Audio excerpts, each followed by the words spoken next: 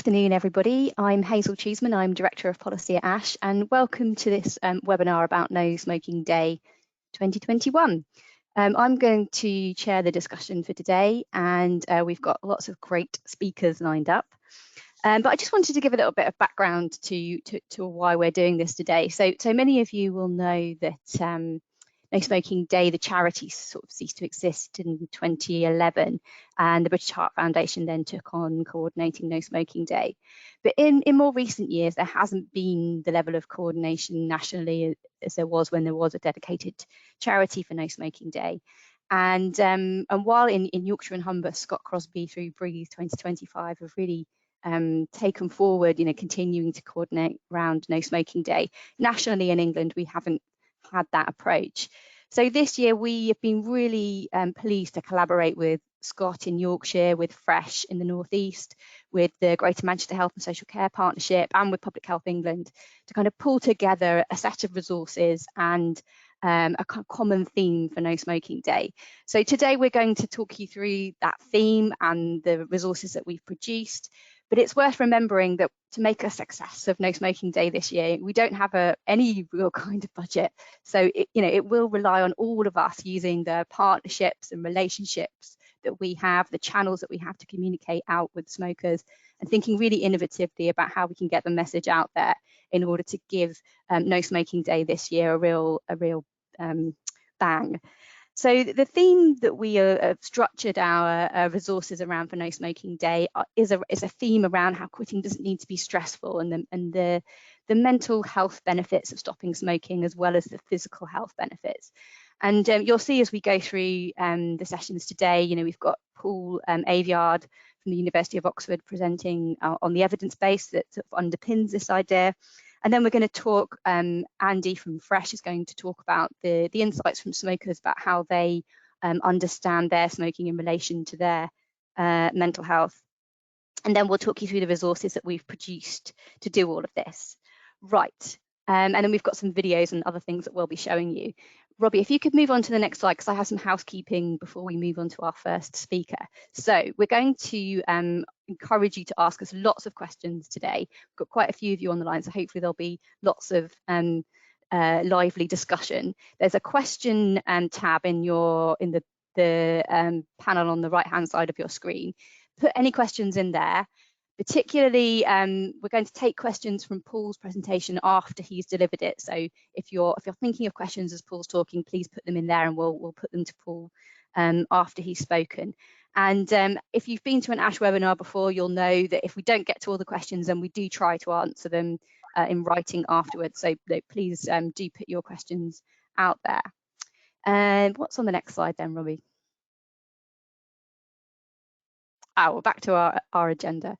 So our first speaker is, as I've already mentioned, Professor Paul Aveyard from the Nuffield Department of Primary Care and Health Sciences.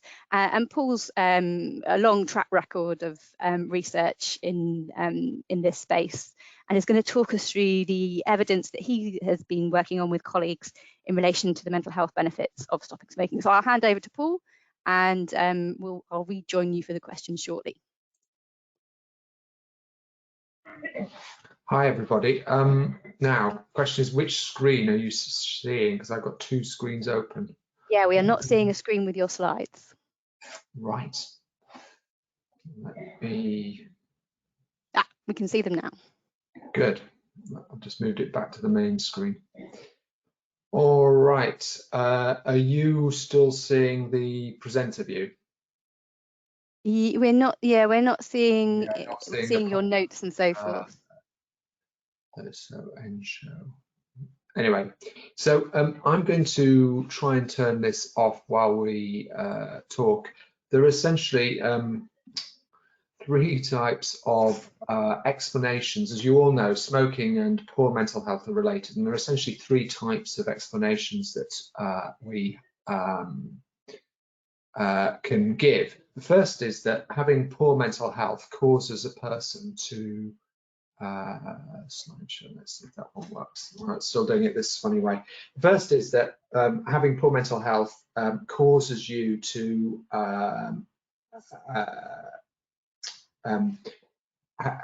smoke. So, for example, you know, if you think that smoking is mood enhancing, and lots of people who smoke say so, then it's obvious that if you're suffering from poor mental health, any benefit is a benefit, and you could smoke as a result.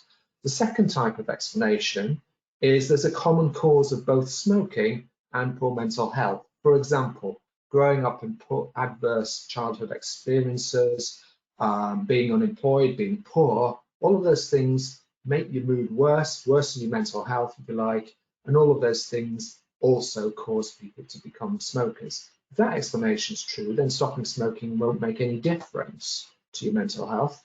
Whereas in the first explanation, if poor mental health causes you to smoke, then stopping smoking would worsen mental health. And the third type of explanation is that smoking causes poor mental health. So, and that's the explanation that I want to talk to you about today. Is it true that smoking doesn't just cause lung cancer and heart disease, but actually perhaps is contributing towards worse mental health? Well, I'll tell you about the review that we have just done, which is looking at that explanation. And to do this review, we looked at over 100 studies. That's over 170,000 or 170,000 people in these studies, and we pulled all the data together. And the studies were all of one type, and that is they got a group of people who smoked at the beginning, they measured their mental health, and then they caught up with those people again sometime later, a minimum of 6 weeks, but on average it was 6 to 12 months later. They caught up with those people and measured their mental health a second time. And on average, well, as you can imagine, some people had stopped smoking in the interim and some people had continued. And what we're doing is measuring the difference between the beginning and the end in those people who continue smoking and those people who started smoking but became a quitter. And then we're comparing those differences. So that's the design of what we're doing. And essentially there were two types of studies that we looked at. Ones that were studies that were interventions where people were being helped to stop smoking and everyone made a quit attempt, and others were just what we call observational cohorts, where it just happened to be some people smoked at the beginning and then we caught them later and they stopped smoking. And the results didn't differ by study type, so I won't mention that again. Now, what you're looking at now is the results, and this is the result for anxiety. Let me explain what this graph shows. So each of these names on the left are the studies, and overall there's about 3,000 people's worth of data here. Now, if that change between baseline and follow-up in people who smoke is the same as it is in people who quit smoking, then all of those red blobs would lie on that center line. They might be scattered around it because of the player chance, but that's where they'd be. And those red blobs are where the effect is. And if they're all on the left, as they are here, or almost all on the left, that suggests each of those studies is saying that quitters have an advantage. Their mood improves more than it does in people who smoke. In this case, anxiety is what's being measured. And these are questionnaires. I don't know if any of you have ever suffered with anxiety and been to your GP, but your GP nowadays will often ask you to do a questionnaire, and it measures various symptoms like can't concentrate, agitated, not able to sleep very well, that kind of a thing. Those are what's being measured here. And these lines that come out of the red dots, those are what's called, these lines that are coming out of the red dots, those are the uncertainty that's around each study. It's a bit like an opinion poll when it says, 40% are going to vote Conservative, plus or minus 3%. So it could be as low as 37%, could be as high as 43%, but 40% our best guess. And this diamond at the bottom is the average of all of those different studies, and it shows that on average, quitters have a mood improvement compared with continuing smokers. This is depression. You see rather more studies measured depression symptoms. And again, you can see that all of these estimates are down this left-hand side. The benefits are greater in quitters than they are in people who continue smoking. And if we go on to anxiety and depression, these are very commonly occurring together. You see again the same pattern that we've seen before. The benefit is greater in people who quit. Here's another measure, stress. It's difficult to know exactly what stress is, but insofar as you can measure it, then that's what those studies show.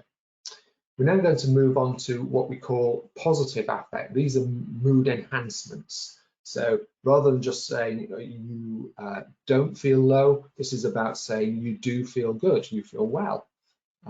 And that's what positive affect is. And you can see now all of the estimates on the right-hand side. Again, this is favoring quitters over continuing smokers. So fewer bad feelings, more positive feelings in people who quit compared with those who continue smoking. This is so-called quality of life, which is a summation of both negative and positive symptoms, but it's expressed positively. And the other thing that we did was we looked at these differences across different types of populations. So the general population, which is what most studies included, just generally people who smoked. But there were particular subgroups, like those in particular, important today, are people with known psychiatric conditions. So already got depression or anxiety, or at least had a history of depression and anxiety. There are people with often smoking related disease, heart disease, diabetes, or lung disease. And there were people after having had an operation and pregnant women. And we looked at whether this effect that we're seeing, the difference between quitters and smokers, was the same in all these subgroups. And we found no reason to think it differed, which is really important, particularly when it comes to those with psychological disorders. So the question is, what is the effect? Is it a meaningful effect? Now, the way we measured it in this study was using a sort of statistical connivance called standardized mean difference. And that just gets around the problem that people measure depression with lots of different scales, and we just put them all onto some artificial consistent scale. It's not a cheat, it's just a way of getting rid of differences between scales. And the overall effect was 0.3 on this artificial scale. Now, we're not the only ones to meet this problem. Other people have done it, and here's a very important and big review of the effectiveness of antidepressants, for example, which also showed an effect on mood on the same kinds of scales that we had seen in our depression studies of 0.3, exactly the same size of effect. So you could say that the effect we see of stopping smoking on mood is similar to the effect that we see when people take an antidepressant when they have depression as diagnosed by a doctor. Just one last slide and I'll stop.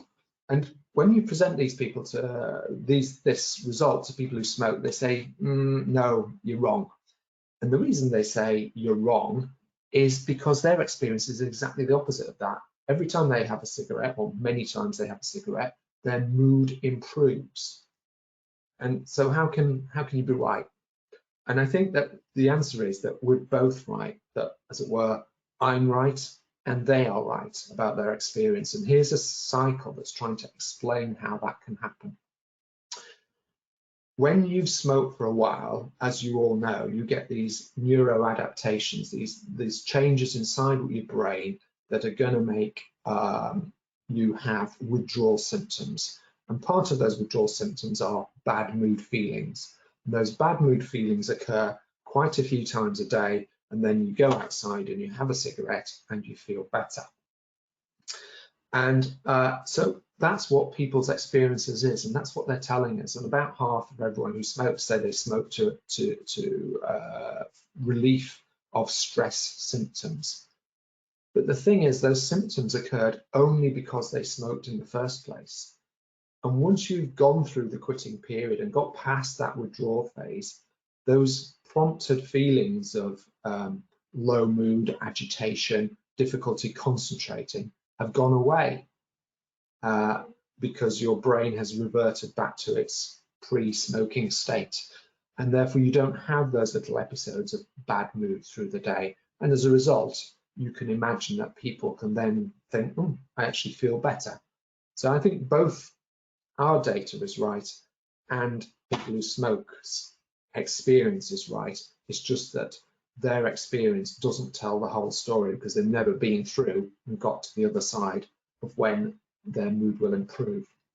So to conclude, I think it's fair to say there is good evidence that stopping smoking improves mood, or people who stop smoking, I suppose is the clearest way of saying it, have a better mood 6 months or so later, even 6 weeks later, have a better mood than when they were smoking in the first place. And that is plausibly caused because they have stopped. And that's where I want to stop. Thanks very much for listening.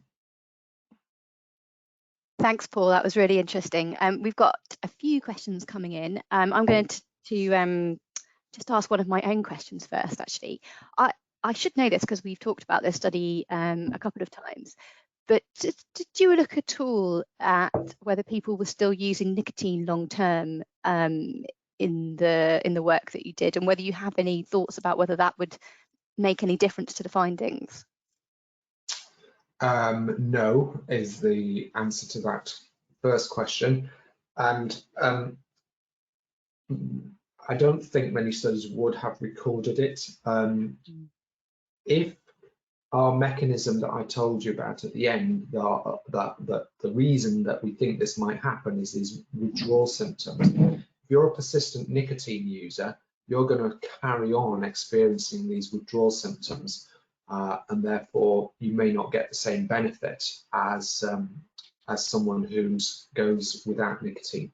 So it'd be a reason perhaps to stop all nicotine.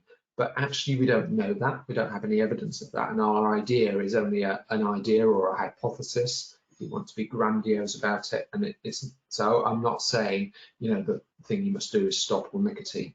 The thing you must do is not smoke. Yeah. And if you can not use nicotine as well, that's a bonus. Brilliant, thanks, Paul. Right, we've got a few kind of really specific questions about the study and then some more general ones. So there's a very specific question about whether it was GAD7 or PHQ9, which I'm hoping means something to you, Paul. Sometimes, but not usually.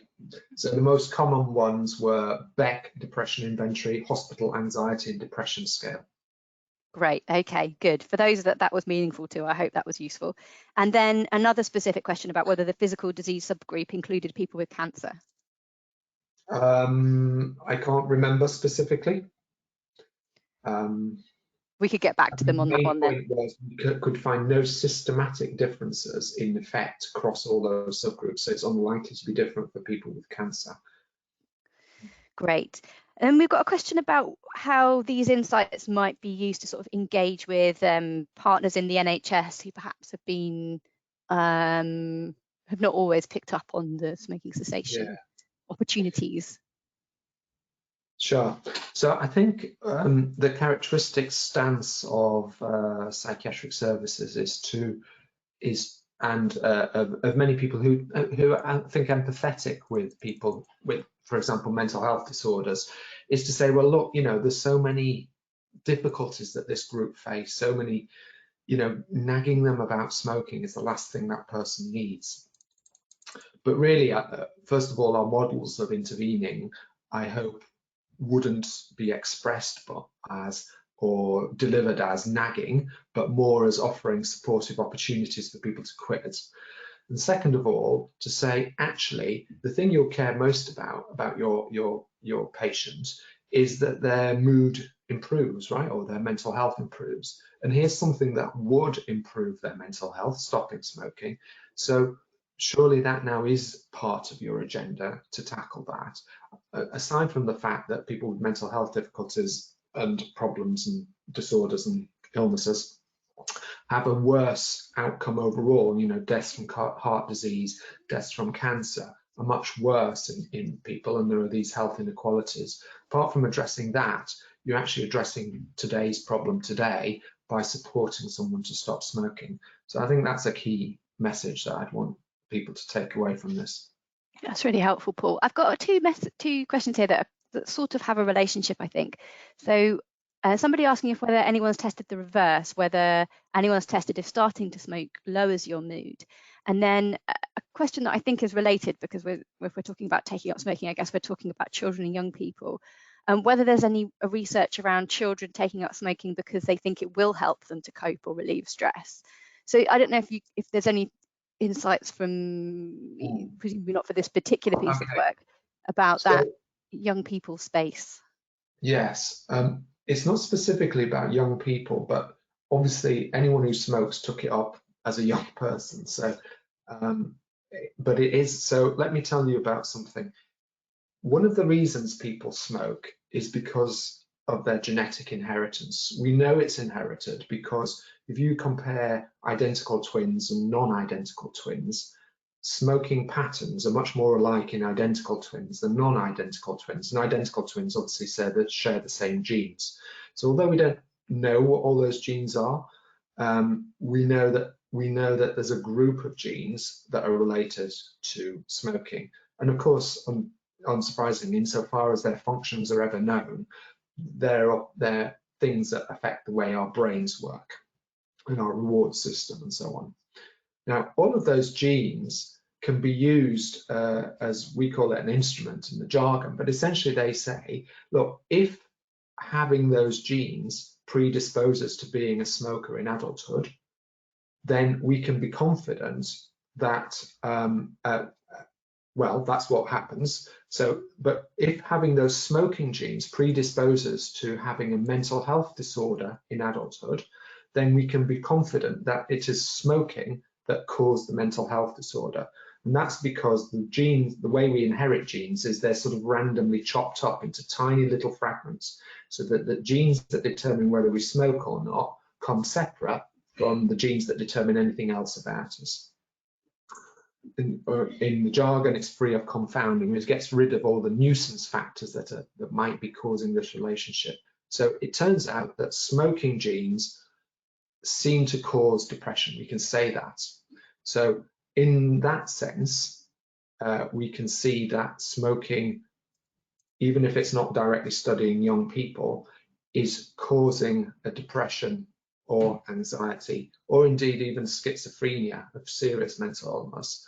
Those genes are predisposing to that, and that suggests there is a cause relationship there that has come on because people have smoked.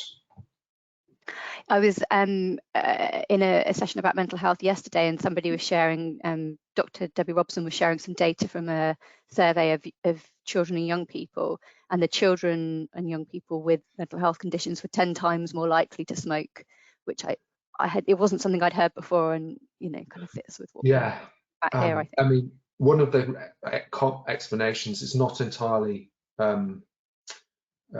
smoking causes mental health. The very common and probably most important reason is this common cause reason that I talked about at the beginning. So lots of adverse experiences lead people to smoking and lead to mental health difficulties. Thanks, Paul. We still have loads of questions, but I think we might have to stop there and come back to some of the people that have asked them, because we're at the end of our time with you. Okay. There's people who are particular fans of the cycle diagram that you showed at the end there. I wonder if that's something that you'd be happy for us to circulate more widely. Of course we would, yes. Brilliant. Thanks a lot, Paul, and thanks for your time today. Pleasure. Right. We shall move on to our next speaker. And thank you for all of the questions that we've got. And I'm so sorry that we didn't get to all of them. And we will come back to those of you that have asked questions. We'll follow up with Paul on some of those. So our next speaker is Andy Lloyd, who I think has managed to get online now due to some problems with his Wi-Fi earlier today. So Andy is the Director of Marketing. What's your exact title, Andy? I should have that here. From Fresh. In fact, he's been at Fresh since 2008, and he has been in charge of many award-winning campaigns. Oh, there you go, Head of Media and Communications. I gave your title wrong, sorry, Andy. And Andy's going to talk with us about insights from the work they've done in the Northeast with smokers, and how smokers understand this experience of them smoking and mental health. So I'll hand over to you, Andy. Thanks, Hazel, and thanks for the promotion as well. And hi everybody, nice to be on the call. So my session is going to cover insight, touching on some of the things that Paul has already covered, but talking to smokers about the perceptions that they have around smoking, stress and anxiety, how these might translate into barriers to quitting, and how this has shaped this year's No Smoking Day and the key messages. Robbie's going to kindly steer me onwards in slides. So, okay, Robbie? Great. So just to sort of by way of introduction, we know that 2020 year was a peak year for quitting, but a bit like alcohol, COVID has polarized behavior. So as stress and anxiety soared among general population, smokers who are experiencing this are more likely to be smoking more. And we know, obviously, as Paul has covered, that people with a mental health condition are more likely to smoke heavily, and to die younger as a result. But this No Smoking Day is, I guess, focusing more on everyday anxiety, if you will forgive the term. It's something that most smokers certainly relate to and identify with, as we'll go on to.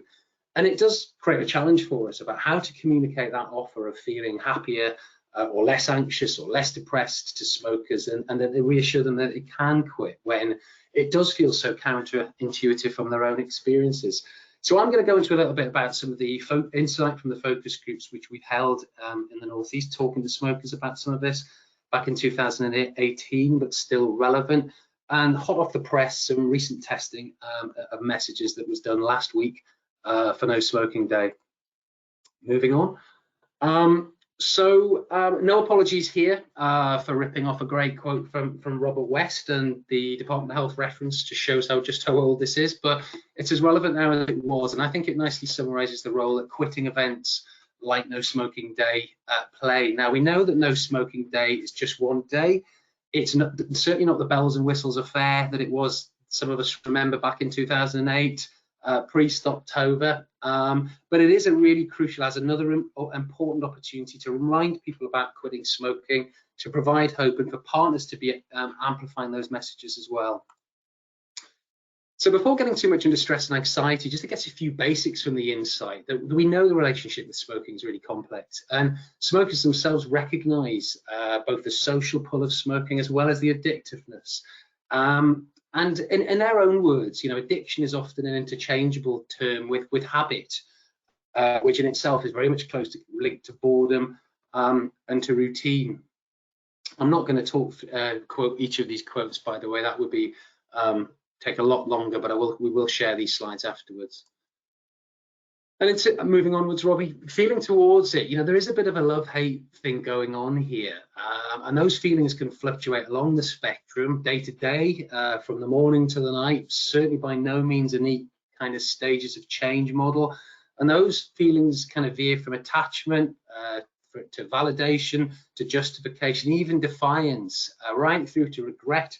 I wish that if they could just wave that magic wand, they wouldn't smoke. And similarly, there is mixed emotions there about quitting. People are open to it, but there's real difficulty often imagining themselves as a non-smoker. And I think it's quite interesting here when you do read the quotes, actually. Here are words that are just creeping in here, suggesting negative self-perceptions, guilt, don't like it, I wish I didn't, I feel dirty, I know what it does to my health, I hate it. Now, well-being, moving on, Robbie.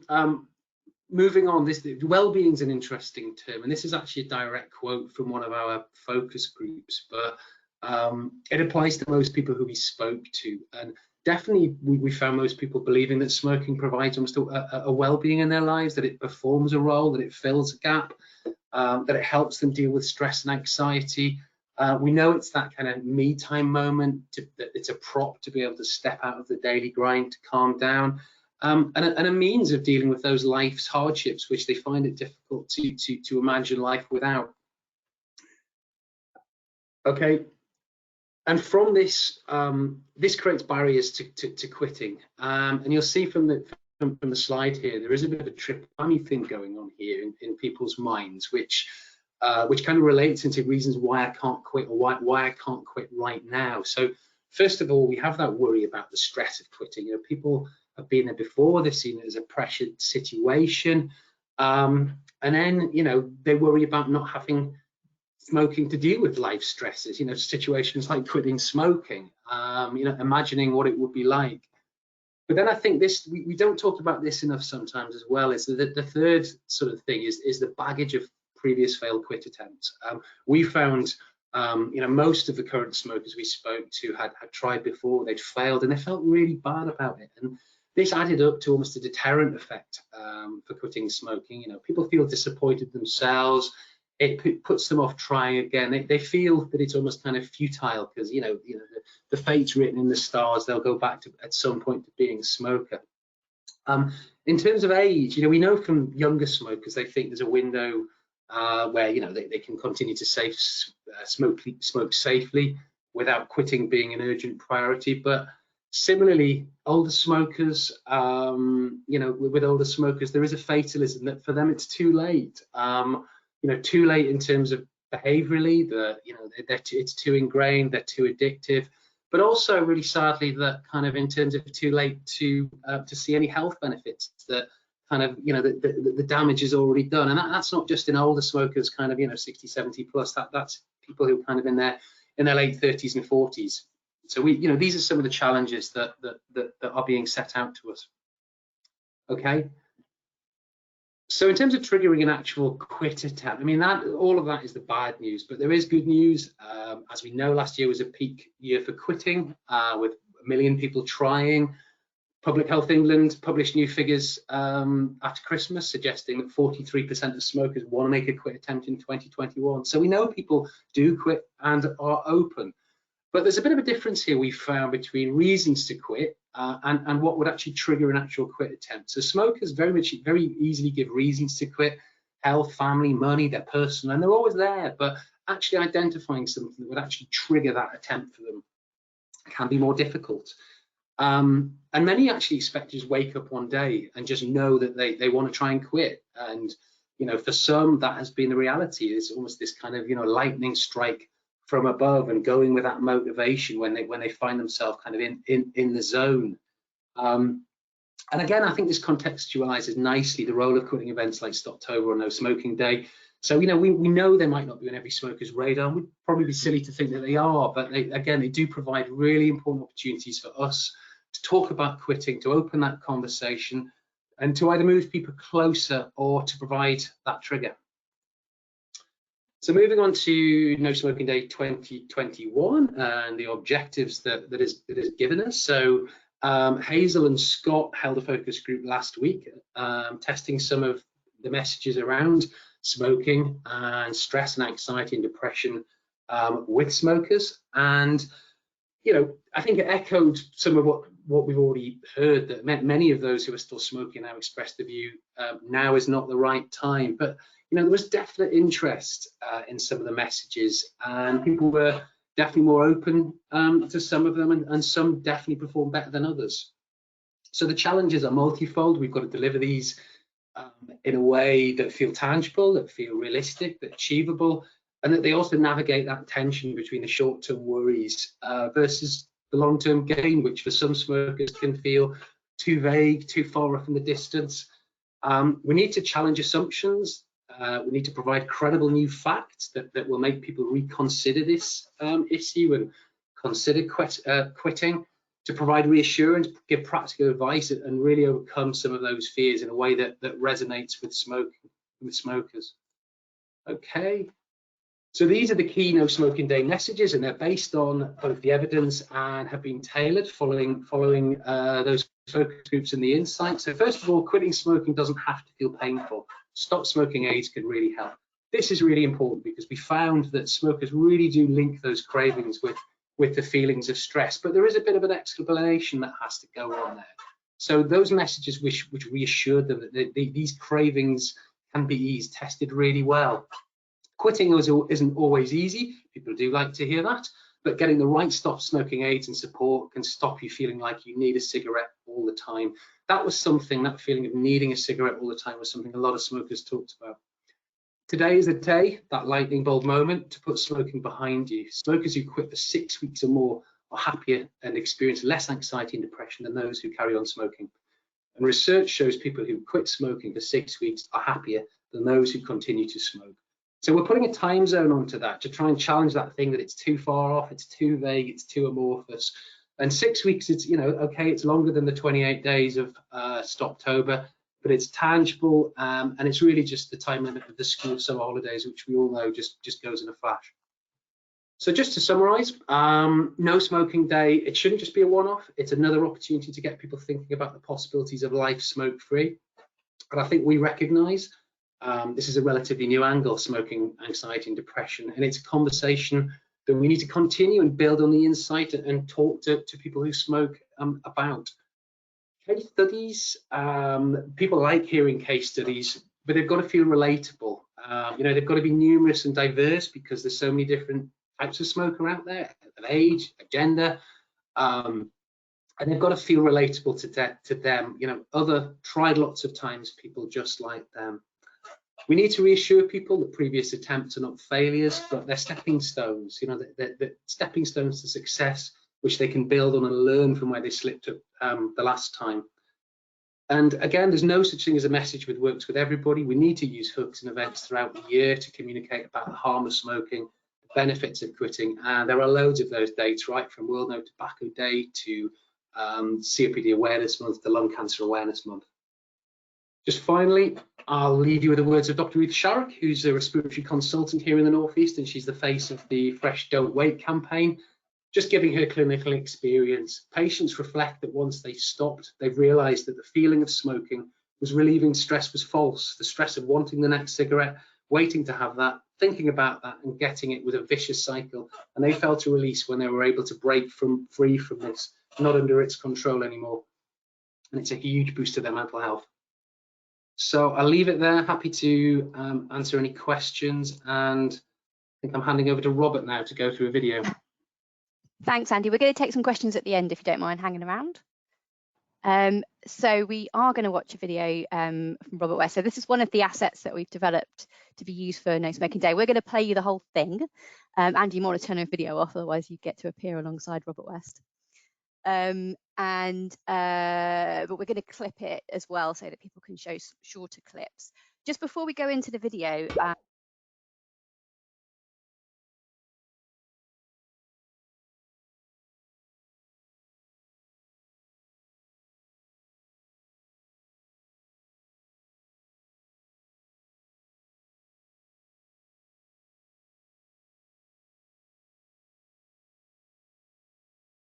playing the video.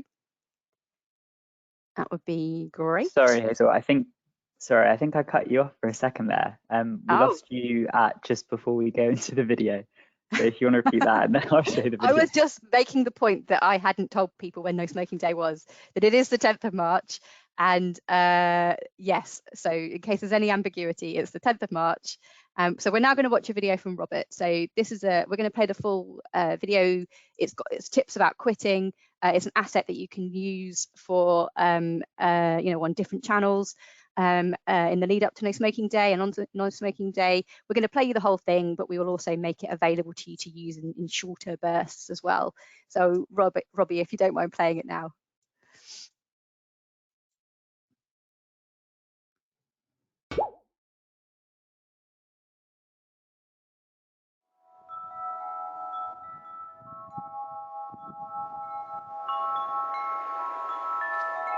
Stopping smoking can seem very stressful, but there are ways that you can make it easier and take the stress out of it.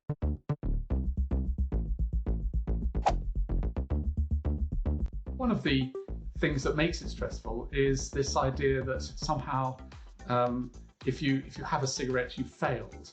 And I think this is the first and most important thing, is that the truth is that just trying to stop smoking in itself is a really positive thing to do, and to sort of embrace it and say, well, look, every cigarette that I don't smoke is a cigarette that hasn't had a chance to harm me. So however long you last, whether it's a day or 2 days or 2 weeks, 6 months or a lifetime, it's always better to have had a go at stopping smoking than it is just to say, well, it's too hard and too stressful, therefore I won't bother. Part of the stress arises from the fact that the nicotine has come out of your system rather quickly.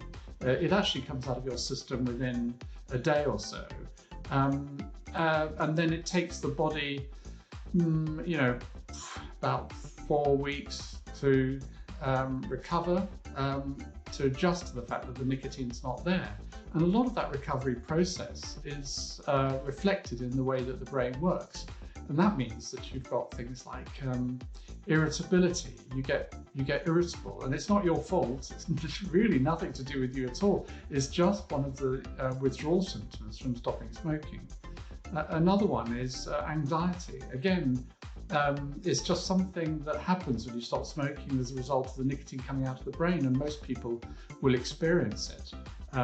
People get depressed moods, they get restless and don't know what to do with themselves. These are all things that are, you know, really natural side effects, if you like, of the body getting used to the fact that the nicotine's not in the system, and it does go away. It really, really does go away. Sometimes it takes longer than others, but you know, it's something that you can look forward to. And in fact, it's worth remembering that after a few weeks, actually, the evidence that we've had very strongly tells us that people who've stopped smoking actually experience less stress than they did while they were smoking. They're actually less stressed, less anxious, and their whole mood is improved. So that's something to look forward to as well.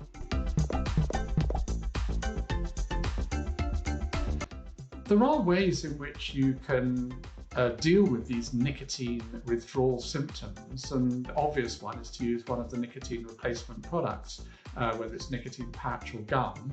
And we now recommend that if you're going to do that, that you use more than one.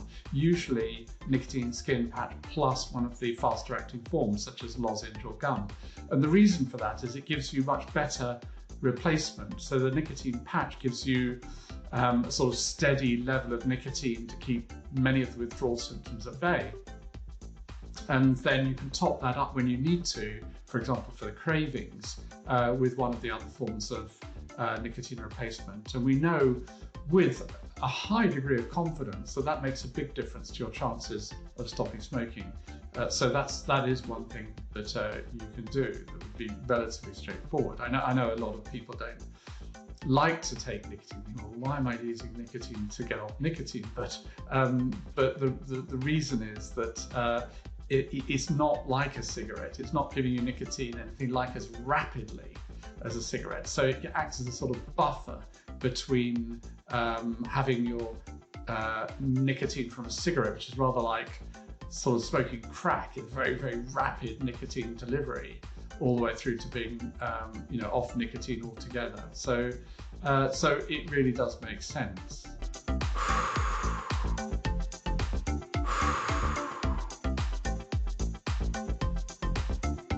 Other things that you can do, which have been found to be successful, are just things like physical activity, exercise, you know, going for a walk.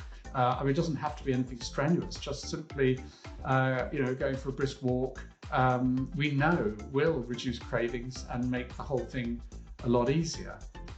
We've also found that simple breathing exercises can make a difference. Just, you know, breathing in, holding your breath for a bit, and then breathing out again for you know, a couple of minutes or so, and that can make a difference as well. Every time you try to stop smoking, you learn something about yourself, and every time you try to stop smoking, it's another roll of the dice. You know, even if you tried 20, 30, 40 times in the past, you know, it's just like rolling dice. You know, it can take a long time before you get 2 6s or whatever, but you do get there in the end. So think of it as a positive thing and as a positive experience, and you're doing something great. You know, you really are doing something very, very positive for yourself and for, you know, your loved ones.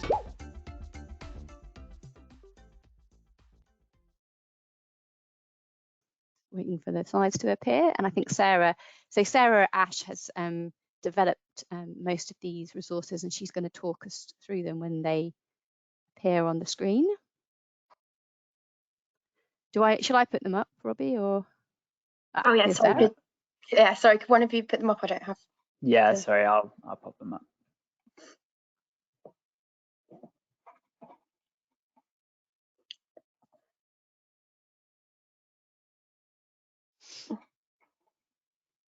Here we go. Off you go, Sarah. Tell us all about them. Okay, great. Okay. Oh, do I have the mouse, Robbie? I don't think you've got the control. I think Robbie has. Oh, sorry. Yeah. Okay. Yeah. So would you like just tell me to No, know it's when to fine. click? You do it. Just this Okay. first slide. Yeah. So we've got these. Yeah, we've got like this toolkit that we'll send you after the call today, and we've got these images. We've got them in sizes for Facebook and Twitter, and they're based around 3 case studies. One's southwest, one's northeast, one's northwest, but they all noticed mental health benefits after they quit. And we've also got 2 down here, 2 messages that really resonated with the focus group. You've got the antidepressant fact and the stop smoking AIDS bit, which is practical and makes it feel doable. This is all following the style of the Today is the Day campaign that we did last year. And we've got complementary social media posts in the toolkit that you can pair with these. I've put them all on Dropbox and the links in the toolkit. And the idea is that in the week or so leading up to No Smoking Day, you can put these out and just raise awareness of the date. And then on the actual 10th of March, we'll have a kind of, what's the word, thunderclap. And we'll kind of just get everyone's feeds just full of this stuff. If you've got your own quitters and you want the templates to make your own assets, you can just email us at the Today's the Day email address. Next slide. Yeah. So we've got the full Robert West video. That's a little bit too big for Twitter, but you can put that on Facebook easily. It's 6 minutes long, and the maximum length you can have on Twitter is 2 minutes 20. So I've split it up into 5 tips, and they're all in the Dropbox too. So you can post those on Twitter, fine, they just all have to be separate. Also on the top left, you'll see we've repurposed a video from Bath Tobacco Alcohol Research Group. That's a really great video. You can also watch that in the Dropbox. That one's also a bit long, but I'm going to be putting both of them on YouTube with subtitles. So if you do want to share the full videos on Twitter, you can just share it via our YouTube channel. Next slide, please. Yeah, nice, simple. These are just it's just a poster. One's got text in about mental health and quitting on No Smoking Day, and we've also got one here that's in a Word doc format. So if you want to change the search smoke free bit at the bottom to your local stop smoking service number, you can do that too and put them up everywhere. I haven't put them on the slides, but I've also got 2 Twitter headers that you can change if you've got a Twitter account, change it to that image just before No Smoking Day if you want to raise awareness that way. I think that's it. Thanks, Sarah. And I'm just going to say a little bit about the PR work that we'll be doing as well. If Andy would like to rejoin us, and Scott as well, if you're around, you can rejoin us for the questions. That'd be great. So we will be doing some national press work linked with the Cochrane study, which that Paul talked about at the beginning. So that will be a big kind of national hook, hopefully, for No Smoking Day. But we're also going to be doing some regional press releases using data from the APS survey, which has various wellbeing scores and looks at the fact that smokers are more likely to have these low wellbeing scores. So we'll have some numbers around that we'll be able to use regionally, and we should be able to share those under embargo with people ahead of time as well, so you could tailor them locally if that was something that you wanted to do. As I said at the beginning, I think making a success of No Smoking Day is going to be about all of us using all the different channels and opportunities that we have to communicate with people. We've got loads of questions, so I now have to play a curious task of sort of trying to answer some of the questions and ask them at the same time. So I'm pleased that Scott's joined us for the questions. Where to start? There was a question right at the start, actually, which if maybe I might put it to you, Scott. Somebody was asking about whether it's a kind of too crowded field. If we're doing something on No Smoking Day as well as, you know, say Stoptober, is that a bit too much, and should we just be focusing in on one event? What would you say to that? Well, the evidence points out that we need to keep the message up all the year round. So what I would really say is that, well, no, what we need is more rather than less. It's the biggest thing that an individual can do to improve their health, but also when you look at the evidence that you need to maintain a certain frequency and intensity of your communications all the year round, and that's what the evidence points out. So actually we're doing too less than too more is my answer. Yeah, I would agree with that. Andy, people really enjoying your presentation and asking if some of the quotes that are in your slides could be used more widely. I don't know whether that's something.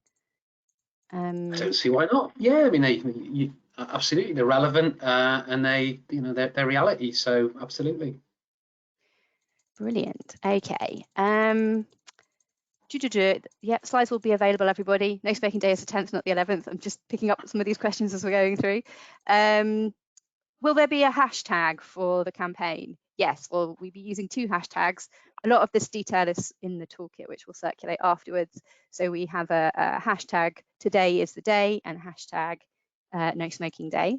Not entirely imaginative, but does the job, we think. People asking if there are email signatures. I don't think we've done them, but we could have a look at that, maybe, Sarah. Yeah. We'll have a look at that, Nikki. Somebody asking whether we've done anything to kind of target around inequalities and low literacy levels in other languages. I think I'll answer that one. Obviously, we've taken the messages to smokers and tested them to see if they resonate with smokers. We really haven't got a budget for this work, so we haven't been able to do things like translate it into other languages, but hopefully the kind of mixture of having some content that's videos and some visual stuff as well as the written stuff will help with things like low literacy. But it's also, I think, about engaging, the partners locally that are working with these populations, the housing associations, the debt advice, the people where we know that they're more likely to be smokers, where they have an existing relationship, and engaging and energizing those people who are having those conversations with smokers about No Smoking Day, and the opportunity to kind of get the message across that this is a great time to start your quit attempt. It's day 1 of your quit journey. It's not just 1 day of quitting, I think, as well. That's an important message. Hazel, can I just come in there as well? Yeah, because absolutely. I do think that, if you go back historically, No Smoking Day really is, it belongs to smokers and partners and really sort of grassroots. And where we want to be a sort of catalyst to sort of set that theme and go off. I really do think that this is a campaign where you can use your imagination. I don't know whether you can remember Cecilia Farron, but yeah, use your imagination, go for it, use the assets that we're providing, change them if you wish, and please, from that language point of view, we'd be really pleased if you could send them through as well, if you did them in different languages as well, so we can have a look at those. Thanks, Scott. And somebody commenting as well that Facebook is a sort of more important place to be doing our communication than Twitter. Andy, I wonder if you could pick that up. Yeah, I think both are important. The approach we would always apply is that Facebook's the best place to reach smokers. It also allows you, with a really small amount of budget, to put, even just 50 quid behind a video or a post will amplify your reach massively. I mean, let's say for every 100,000, we get 100,000 views of a video, 95% of that will be by just putting, say, 50 or 100 quid behind it. So if you've got even those really small budgets locally, that's something to consider. Twitter's a really good way, obviously, to reach partners, opinion formers, and get kind of No Smoking Day out in front of your network. So think it's not an either or, but it's applying for their best use. Brilliant, thanks Andy. Colleagues in Northern Ireland are mentioning that there's different activity in Northern Ireland. They're going with Make March or Month to Quit. So they'll be doing different activity in Northern Ireland. I know that there's also other activity planned in Scotland and Wales. So if you're from those jurisdictions, get in touch with the Ashes in Wales and Scotland and find out more about the approach that they're taking. Lots of questions about how the resources will be available. So we will be emailing you all after the event with the links to the toolkit. And if you have any problems accessing any of the materials, then obviously let us know and we can sort that out. And if people are doing paid for advertising, for example, on Facebook, I know some places have budgets to do things like that, and you need any help with sort of resizing things, or you want to use any of the assets, and let us know and we will see what we can do to help you there. Okay, there are some more questions which will come back to people on separately, and thank you for all of the engagement from all of the people online today. It was great to see so many people on, and hopefully we could make a real success of No Smoking Day this year. I wonder if I could just prevail upon our panel to think of sort of the one or two things that I'd like people to take away from today and do tomorrow or over the next week or so, be you in a local authority or an NHS trust. It's a bit unfair to put you all on the spot. Go on, Scott, you go first. You can't hear you, see? That's one way of answering the question. I think the most obvious one is around that improving mood and the link to anxiety and stress and mental health. That's not just in those severe those with severe mental illnesses, but this is the general population around smoking. They all will resonate with that, and I think that when we do look at our strategies around mental health, very few go and explain around smoking and the importance of stopping smoking. So my ask really is really to link those up within your organisations as well, and make that case for stopping smoking in terms of anxiety, stress and mood. Thanks, Scott. Sarah, you got any last messages for people? Yeah, just please use all the resources and queue them up, because I think they're really great. I think they're really great too. You did a great job, Sarah. Andy? Yeah, I think it's just back to that thing that don't just treat No Smoking Day as a one-off. Smoking, let's remember, it's our biggest killer. It kills over 77,000 people in England a year. It's the biggest cause of health inequalities, and I guess kind of rebuilding back from COVID, tackling smoking and tackling mental health are going to be a huge part of this. So and we've got an opportunity now over the next year to really campaign also for a smoke-free 2030. So No Smoking Day is not just a ticky box exercise to do a one-off on smoking. It's still really important. Thanks, Andy. And I would say a plea from me is we really want to hear how it goes locally. Stay in touch with us. Let us know what you do so we can learn from what you've been doing, share examples with other people. And, hopefully we'll be able to come back next year bigger and better. But let's crack on with the 10th of March, Wednesday, the 10th of March, No Smoking Day. Yeah, brilliant. Thanks to all the speakers for their time. Thanks to Paul as well. And we will close the webinar there. Thanks, everybody.